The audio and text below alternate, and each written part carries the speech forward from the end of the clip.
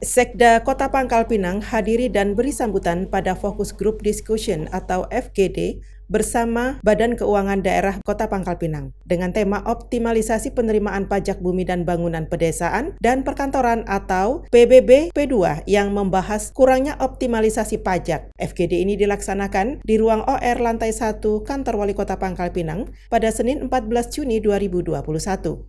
Dengan adanya fokus group discussion ini, pemerintah Kota Pangkal Pinang bisa mengkaji hambatan pembayaran pajak yang tidak optimal setiap tahunnya dan bisa menemukan solusi untuk hutang pajak yang tidak tertagih dan peningkatan realisasi penerimaan pajak bumi bangunan khususnya di Kota Pangkal Pinang. Fokus Group Discussion ini diharapkan bisa menghasilkan salah satu kebijakan berupa surat edaran wali kota yang mampu meningkatkan penerimaan pajak secara signifikan dengan tetap berpedoman pada peraturan dan perundang-undangan dan sosialisasi dalam bentuk penempatan banner di tempat pelayanan masyarakat seperti rumah sakit dan puskesmas. Apalagi dalam kondisi pandemi COVID ini, kita memerlukan anggaran, memerlukan dana.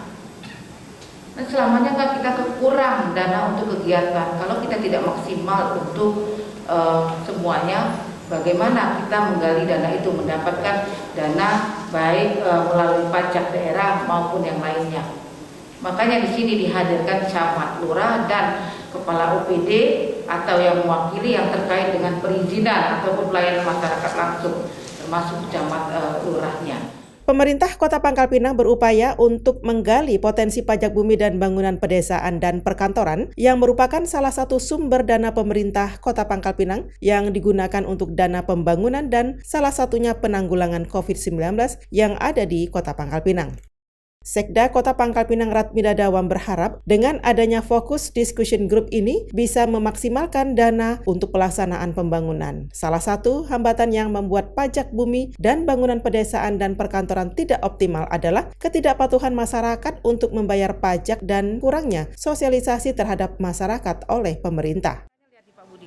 Ini memang kurang, kita harapkan ini kita semua maksimal, apalagi dengan kondisi yang seperti ini memang kita membutuhkan dana ya untuk pelaksanaan pembangunan. Dan ini PBB kan suatu kewajiban kita semuanya untuk membayar pajak bumi dan bangunan, di mana itu adalah fasilitas yang diberikan pada kita dan kita harus punya kewajiban juga untuk membayar. Dan kegiatan sengaja kami memanggil lurah dan camat, mereka adalah ujung tombak, jadi pendekarnya PBB yang ada di kecamatan dan kelurahan. Dan kita berharap dengan FGD ini semua akan bekerja dengan maksimal sehingga tercapailah apa yang diharapkan capaian dari PBB yang ada di Kota Pangkal Pinang. Sementara itu, Kepala Badan Keuangan Daerah Kota Pangkal Pinang, Budianto, juga menegaskan setiap tahun realisasi atas surat pemberitahuan pajak terhutang atau SPPT sebesar 60 hingga 65% yang diterbitkan dan berharap ada kebijakan dari pemerintah Kota Pangkal Pinang dalam meningkatkan pendapatan asli daerah sehingga bisa mencapai target sesuai dengan yang diharapkan. Realisasi atas SPPT yang kami terbitkan itu lebih kurang 60 sampai hanya 65%. Atas SPPT yang kami terbitkan ya di tahun berjalan ya. Kalau target PBB setiap tahun tercapai, akan tetapi sisa 30-an% lebih tadi itu adalah masyarakat yang membayar hutangnya. Arti realisasi piutang kami di tahun-tahun sebelumnya ya. Jadi untuk target SPPT yang terbitkan tahun ini kita SPPT terbitkan potensi SPPT itu 13 miliar lebih kurang.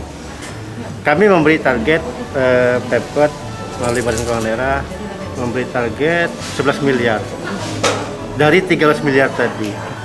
Nah, kami berharap tahun ini dengan munculnya program pendekar ini, terus FGD dengan teman-teman para lurah dan camat ini 11 miliar ya, target kami tadi 11 miliar dari SPPT yang terbit, berharap ini tercapai.